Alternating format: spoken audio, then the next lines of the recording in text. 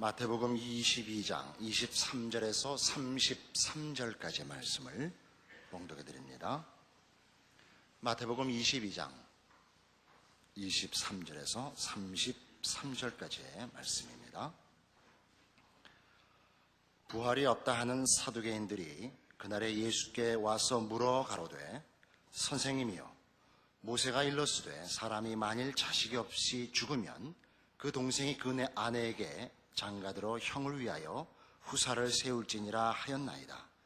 우리 중에 7형제가 있었는데 마디 장가들었다가 죽어 후사가 없으므로 그의 아내를 그 동생에게 끼쳐두고 그 둘째와 셋째로 7째까지 그렇게 하다가 최후에 그 여자도 죽었나이다. 그런즉 저희가 다 그를 취하였으니 부할 때의 7 중에 네 아내가 되리이까? 예수께서 대답하여 가라사대, 너희가 성경도 하나님의 능력도 알지 못하는 거로 오해하였도다. 부할 때에는 장가도 아니가고 시집도 아니가고 하늘에 있는 천사들과 같으니라. 죽은 자의 부활을 의논할진대 하나님이 너희에게 말씀하실바, 나는 아브라함의 하나님이요 이삭의 하나님이요 야곱의 하나님이로라 하신 것을 읽어보지 못하였느냐? 하나님은 죽은 자의 하나님이 아니요 산 자의 하나님이시니라 하시니 무리가 듣고 그의 가르치심에 놀라더라. 여기 등장하는 사두개인들은 당시 제사장 반열에 있는 자들이었습니다. 그러나 이들은 지금 우리 이게 이해를 돕는 식으로 표현하자면 유물론자들이죠. 육체가 죽으면 영혼도 함께 소멸한다고 믿는 물질주의자들이었습니다. 지금 그들이 끌고 나온 문제는 저들은 내세를 믿지 않는 자들입니다. 이제 예수님을 걸고 넘어지기 위해서 이 7형제 얘기를 하는 것입니다. 여기 등장하는 이 형의 아내를 동생들이 계속해서 취하는 일은 신명기 25장에 기록되어 있는 그 후사에 관한 규례입니다. 형이 결혼을 했는데 아이를 낳지 못하고 죽으면 동생이 형수와 결혼을 해서 아이를 낳아서 그걸 형의 자식으로 그 호족에 올려서 그 기업이 끊어지지 않게 하는 규례입니다. 이러한 결혼의 승계의 문제는 목적이 결혼에 관한 규례가 아니고 하나님의 백성들의 기업이 끊어지지 않음을 확인시키고 또 상징하는 차원에서의 규례들인 것입니다. 그러나 이제 이 문제를 가지고 나와서 부활했을 때 누구의 아내가 됩니까? 라는 난제로 만들어서 이제 예수님께 질문한 것입니다. 예수님의 대답은 이렇게 분명합니다. 29절에 있는 바와 같이 너희가 성경도 하나님의 능력도 알지 못하는 거로 오해하였다 하는 것입니다. 성경도 제대로 이해하지 못했고 하나님이 어떤 분인지도 이해하지 못했다. 부활 때는 장가도 아니가고 시집도 아니가고 하늘에 있는 천사들과 같으리라 이겁니다. 여기서 말하는 예수님의 지적은 기본이 이겁니다. 이 세상의 질서와 형편을 밑그림으로 하여 가지는 상상, 그것을 공격하고 있는 것입니다. 하나님께서 만드실 내세, 부활 생명과 부활 세상의 질서들에 대하여 지금 있는 세상을 근거로 하여 상상하는 것은 너희들이 하나님이 누구신지 모르기 때문에 나오는 너희들의 경험과 이해의 범주를 벗어나지 못하는 생각이니라 하는 것입니다. 원래 하나님께서는 이 세상을 창조하시고서 언제나 좋다고 하셨습니다. 보시기에 좋더라 이겁니다. 그러나 지금 우리가 살고 있는 이 세상의 여러 가지 어려움들은 어디서 기인했느냐? 죄가 들어와서 그렇게 됐습니다. 우리는 이미 이혼 문제로 그 시비를 걸었을 때 주님 주신 말씀과 같이 원래 갈라지게 되어 있지 않은 것이 부부됨입니다. 그러면 왜 이혼을 허락했습니까? 너희들이 하나님의 창조의 질서를 지키지 못하기 때문에 헤어질 수밖에 없는 결과가 생겼다. 죄로 인한 부작용이니라. 이 지적이 이미 앞에 있었습니다. 그러니까 하나님께서 이제 우리를 부활 생명으로 인도하신다는 것은 지금 죄가 들어와 파괴가 있고 부패가 있고 사망이 있는 지금의 이 죄로 혼탁해진 모든 질서를 회복시키는 것이 부활 생명의 말하자면 질서요 세상입니다. 그것을 지금 이 죄의 문제를 해결하지 못한 그 현상 위에 상상을 하면 도저히 그 정답을 도출해낼 수 없는 것입니다. 로마서 8장에 가면 이런 문제에 관한 대표적인 성경 표현이 나옵니다. 로마서 8장 18절 말씀부터 봅시다. 생각건대 현재의 고난은 장차 우리에게 나타날 영광과 좋게 비교할 수 없도다. 피조물에 고대하는 바는 하나님의 아들들에 나타나는 것이니 피조물이 허무한데 굴복하는 것은 자기 뜻이 아니요 오직 굴복해 하시는 이로 말미암음이라. 그 바라는 것은 피조물도 썩어짐의 종로로 한 데서 해방되어 하나님의 자녀들의 영광의 자유에 이르는 것이니라. 피조물이 다 이제까지 함께 탄식하며 함께 고통하는 것을 우리가 아나니 이뿐 아니라 또한 우리 곧 성령의 처음 익은 열매를 받은 우리까지도 속으로 탄식하여 양자될 것 곧 우리 몸의 구속을 기다리느니라. 지금 우리는 탄식 속에 있다 그럽니다. 썩어짐의 종로로 타는 데 있다 그럽니다. 그것이 지금 현실입니다. 그러나 이제 하나님께서 허락하시는 내세, 영원한 나라, 부활 생명으로 허락된 이 새 질서는 이런 것들이 다 회복된 것입니다. 이런 회복과 이런 완성을 기본으로 이해하지 않고서 내세를 또는 신앙의 보상을, 우리의 신앙의 소망들을 지금껏 위에다가 상상을 하면 안 됩니다. 이런 현실적인 경험이 있습니다, 저에게. 어느 가정에 신방을 갔는데 마침 가을비가 이렇게 추적추적 내리는 쓸쓸한 날이었습니다. 배호의 노래가 이렇게 기억이 나는 그런 상황이었습니다.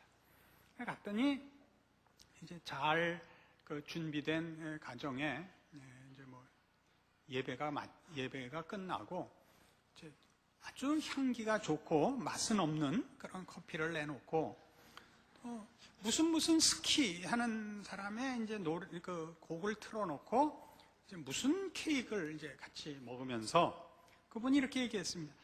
천국이 어떤 데인지는 모르겠지만 그죠? 이게 천국 아니겠어요? 이 비 오는 날 따뜻한 방 안에서 맛있는 커피 한 잔에 이런 고급한 음악을 듣는 게 천국 아니겠어요? 라고 말하자면 제게 말을 건넸습니다. 그걸 아니라고 그러기에는 상대방의 신앙 수준이나 지적 능력이 너무 낮은 관계로 웃고 돌아왔습니다. 천국은 그런 데가 아닙니다. 이렇게 상대적 행복이 아닙니다. 비 오는데 비를 피하고 추운데 따뜻한 데 있고 바쁘게 돌아가는데 한가한 시간을 가져서 나 좋아하는 음악을 듣는 이런 식의 발상은 우리가 얼마나 지금의 질서와 현실에 뿌리 깊이 근거하여 우리의 신앙의 기대를 상상하고 있는가를 나타내고 있습니다. 저는 사실은 그 노래는 배호씨 노래가 제일 좋습니다. 저는 무슨 스키 이런 거는 거의 소음으로 들립니다. 그분이 그렇게 얘기했을 때는 신학적으로나 또는 개인 정서적으로나 저는 반대의 입장에 있어서 표정 관리를 제가 잘못했던 것 같습니다. 얼마 후에 교회를 떠났습니다. 커피를 맛있다고도 안 하고 저는 자판기 커피가 제일 맛있는 줄로 알고 있는 사람입니다. 이런 식의 발상을 하지 말라는 것이죠. 뭐라 그랬어요? 네가 성경도 하나님의 말씀도 오해하고 있다. 너희가 이 일에 무지하다. 이겁니다. 하나님은 어떤 하나님이냐 하면서 내신 그 답에 인용한 말씀이 죽은 자의 부활을 의논할진대 하나님이 너희에게 말씀하신 바 나는 아브라함의 하나님이요 이삭의 하나님이요 야곱의 하나님이로라 하신 것을 읽어보지 못하였느냐? 하나님은 죽은 자의 하나님이 아니요 산 자의 하나님이시니라 이렇게 말씀하십니다. 이 의미를 인용한 출애굽기 3장에 가서 좀 더 분명하게 이해할 필요가 있습니다. 출애굽기 3장 13절 말씀부터 봅시다. 구약성경 85페이지입니다. 때는 하나님께서 모세에게 나타나셔서 모세 보고 가서 애굽에서 어려움을 겪고 있는 이스라엘을 해방시키라 하는 명령을 받는 장면입니다. 모세가 하나님께 고하되 내가 이스라엘 자손에게 가서 이르기를 너희 조상의 하나님이 나를 너희에게 보내셨다 하면 그들이 내게 묻기를 그의 이름이 무엇이냐 하리니 내가 무엇이라고 그들에게 말하리이까. 하나님이 모세에게 이르시되 나는 스스로 있는 자니라. 또 이르시되 너는 이스라엘 자손에게 이같이 이르기를 스스로 있는 자가 나를 너희에게 보내셨다 하라. 하나님이 또 모세에게 이르시되 너는 이스라엘 자손에게 이같이 이르기를 나를 너희에게 보내신 이는 너희 조상의 하나님 곧 아브라함의 하나님 이삭의 하나님 야곱의 하나님 여호와라 하라. 이는 나의 영원한 이름이요 대대로 기억할 나의 표혼이라. 조금 전에 설명드린 대로 모세는 지금 하나님 앞에 부름을 받고 있는데 모세는 하나님의 이름을 묻고 있습니다. 이건 단순한 질문이 아닙니다. 모세는 어려서 버려져서 바로의 손에 커서 왕자로 큽니다. 그러나가 40세쯤 되어 자신의 민족이 이 애굽이 아니요 이스라엘 민족인 것을 깨닫고 자기 백성 편을 들다가 쫓겨나서 이 미디안 광야에서 40년 동안 이제 목동으로 일하고 이제 나이 80이 되었는데 하나님이 그를 부르시는 장면입니다. 그래서 모세는 하나님 앞에 왜 하나님은 일을 이렇게 하십니까? 라는 불만을 여기 섞어서 이름을 묻는 것입니다. 성경에서 이름은 속성과 내용을 상징하는 것으로 자주 등장을 합니다. 여기서 하나님께 이름을 묻는 것은 하나님은 도대체 어떤 분이십니까? 왜 일을 이렇게 하셨습니까? 라는 강한 불만이 포함된 지금 내용으로서의 질문입니다. 왜 내가 40년 전에 내 민족을 위하여 열심을 낼 땐 가만히 계시다가 이제 다 늙어 80이 됐는데 오셔서 이제 와서 뭘 어떻게 하란 말입니까? 이겁니다. 그러자 하나님의 답이 나는 스스로 있는 자니라. 이후에 나를 너희에게 보내신 이는 너희 조상의 하나님 곧 아브라함의 하나님 이삭의 하나님 야곱의 하나님 여호와라 하라. 이겁니다. 이게 많은 내용이 여기 포함되어 있습니다. 지금 예수님의 인용이 바로 이 15절에 나는 아브라함의 하나님이요 이삭의 하나님이요 야곱의 하나님이라 하신 말씀을 인용하고 있는데 이 인용 속에 무슨 의미가 있느냐 하면 우리말은 시제에 관한 표현이 이렇게 두드러지지 않아서 우리말은 성, 수, 그다음에 이 시제가 조금 표현이 불분명합니다. 그렇다고 뭐 없는 건 아닙니다만 그러나 지금 이 성경 표현에는 이게 아주 문법적으로 분명합니다. 나는 지금 아브라함과 이삭과 야곱의 하나님이다. 지금 옛날 너희 조상 이제 죽어서 다 없어진 옛 조상 아브라함과 야곱과 이삭과 야곱의 하나님이었었다가 아니라 지금 하나님이다. 이게. 그래서 예수님의 인용은 아브라함과 이삭과 야곱이 지금 살아있다는 것을 표현하여 하나님은 산자의 하나님이시라 라고 인용하시는 겁니다. 그럼 지금 살아있는 아브라함, 살아있는 이삭, 살아있는 야곱은 지상에 있지 않고 천상에 있습니다. 그것이 의미하는 바가 뭡니까? 아브라함과 이삭과 야곱이 이 세상을 살고 이 세상에서 죽어서 없어집니다. 그럼 하나님의 백성들은 그 죽음이 그의 존재와 운명의 끝이 아니다 하는 거죠. 아브라함의 생애가 이 세상을 산 것으로 끝난 것이 아니다.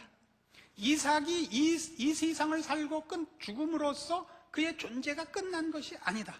야곱이 이 세상을 산 것으로 그의 인생이 전부가 아니다. 그들은 살아있다. 이 세상에 살았었고 그리고 지금은 천상에 있으면 나와 영원토록 살 것이다 라는 측면에서 나는 아브라함과 이삭과 야곱의 하나님이다 이겁니다. 그게 뭘 의미해요? 우리의 인생이라는 것은 이 세상을 어떻게 살았든 아무리 잘 살았든 사망이라는 것으로 결국 실패와 멸망으로 종결되는 법 아닙니까? 그러나 하나님의 백성들이 죽음으로 끝나지 않는다는 것은 죽음으로 소멸되지 않고 지금도 아브라함의 하나님이십니다. 산자의 하나님이시라는 것은 죽음이 끝이 아닌 영생이 그 운명인 그런 존재의 하나님이시라는 뜻이죠. 하나님은 그의 백성들을 사망으로 끝내지 않고 영생으로 결과시키는 분이시다 이겁니다. 산자의 하나님이라는 말 속에는 그 말 속에는 내가 아브라함과 이삭과 야곱을 사망으로 상징되는 실패로 끝내지 않는 하나님이요 그들을 영생으로 표현되는 승리로 끝장내는 하나님이니라. 그러니 내가 왜 이 백성을 노예 생활로 끝장내게 내버려 두겠느냐? 내가 이 백성을 마땅히 승리로 끌어낼 것 아니냐? 내가 아브라함의 하나님이고 이삭의 하나님이고 야곱의 하나님인데 내 백성, 내 이름으로 일컫는 이 백성을 이렇게 끝낼 줄 알았더냐? 이 밥통화가 여기 들어있는 답이라 말이에요. 아주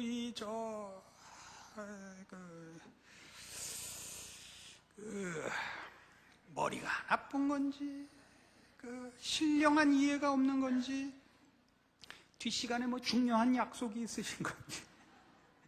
얼마나 중요한 얘기예요. 감동을 해야 할 때는 안 해요. 성가대 여러분, 성가하려고 일어났는데, 잡느라고 띵 했는데 박수 치면 좋겠어요?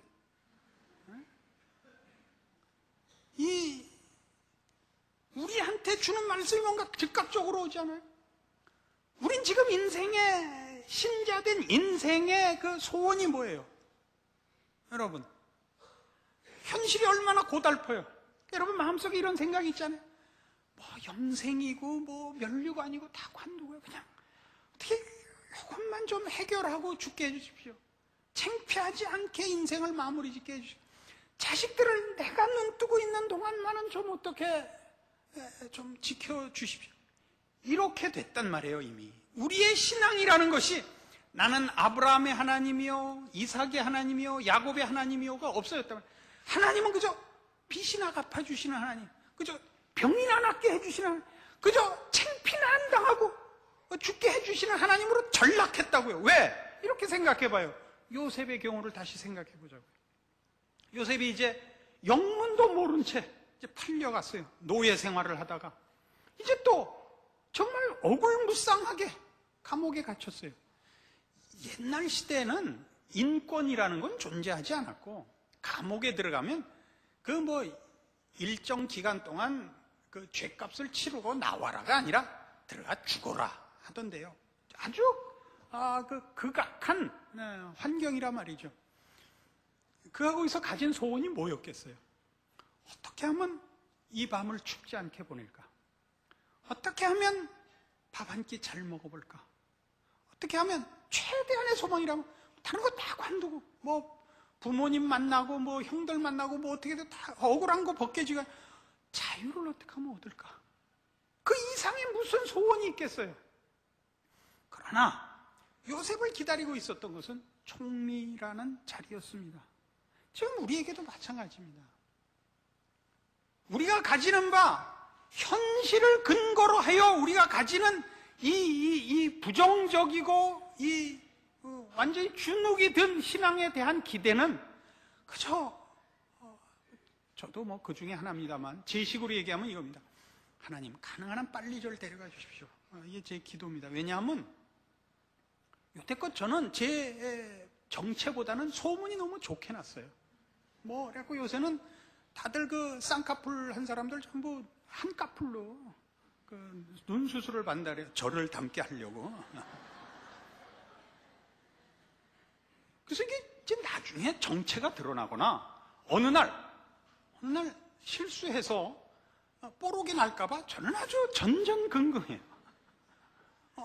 여러분은 속을 수 있어도 저 자신은 저를 아니까 물론 이게 겸손의 표현인 면이 없진 않습니다만은 이 걱정이란 말이에요. 그러니까 하나님 망신당하기 전에 저를 칵 해주십시오. 이게 유일한 진실한 그리고 이 소원이란 말이에요. 우리는 이렇게 지금 현실, 부정적이고 소극적인 현실에 쩔어서 하나님이 어떤 분인지 사실 놓치고 살더란 말이죠. 하나님이 우리에게 준비하시고 주시려고 하는 게 얼마나 굉장한 것일까? 우린 엄두를 못 내고 있다고요. 고린도전서 15장에 가보시겠어요? 이런 유명한 말씀이 있죠. 우리가 좀 뭐랄까 광호한 기대를 해도 좋다. 이런 게 나옵니다. 고린도전서 15장 35절 신약성경 284페이지입니다. 고린도전서 15장 35절 누가 묻기를 죽은 자들이 어떻게 다시 살며 어떠한 몸으로 오느냐 하리니 어리석은 자여 너희 뿌리는 씨가 죽지 않으면 살아나지 못하겠고 또 너희 뿌리는 것은 장래 형체를 뿌리는 것이 아니요 다만 밀이나 다른 것의 알갱이 뿐이로되 하나님이 그 뜻대로 저에게 형체를 주시되 각 종자에게 그 형체를 주시느니라. 육체는 다 같은 육체가 아니니 하나는 사람의 육체요 하나는 짐승의 육체요 하나는 새의 육체요 하나는 물고기의 육체라. 하늘에 속한 형체도 있고 땅에 속한 형체도 있으나 하늘에 속한 자의 영광이 따로 있고 땅에 속한 자의 영광이 따로 있으니 해의 영광도 다르며 달의 영광도 다르며 별의 영광도 다른데 별과 별의 영광이 다르도다. 죽은 자의 부활도 이와 같으니 썩을 것으로 심고 썩지 아니할 것으로 다시 살며 욕된 것으로 심고 영광스러운 것으로 다시 살며 약한 것으로 심고 강한 것으로 다시 살며 육의 몸으로 심고 신령한 몸으로 다시 사나니 육의 몸에 있은즉 또 신령한 몸이 있느니라. 자, 지금 우리의 지금 모습으로 우리의 장래를 상상하는 것은 하나님의 능력을 모르는 소치다 이겁니다. 뭘 봐라 그래요? 너희가 뭘 심을 때 형체대로 심는 게 있느냐 이거예요. 씨와 형체가 얼마나 다르냐 이거예요. 우리 뭐 대표적인 예로 나팔꽃이나 코스모스나 채송화 같은 걸 보세요. 채송화 씨는 무슨 죽은 깨 모아다 놓은 것 같아요. 그죠? 채송화 씨, 꽃과 씨는 얼마나 달라요. 씨가 꽃의 모양을 하고 있는 게 어디 있어요? 나팔꽃 씨는 뭐 같아요? 무슨 먼지 덩어리 똘똘 뭉쳐놓은 것 같으지. 그게 무슨, 거기 그런, 어디, 그 경이로운 그 형체를 거기서 어떻게 상상을 하겠어요? 코스모스 씨 보세요. 뭐, 즐겨제가 사용하는 표현이죠. 때 묻은 손톱 잘라놓은 것 같은 거. 얼마나 정확한 표현이에요. 거기서 어떻게 코스모스가 나와? 신기하지 않아요? 그렇게 다르다니까요.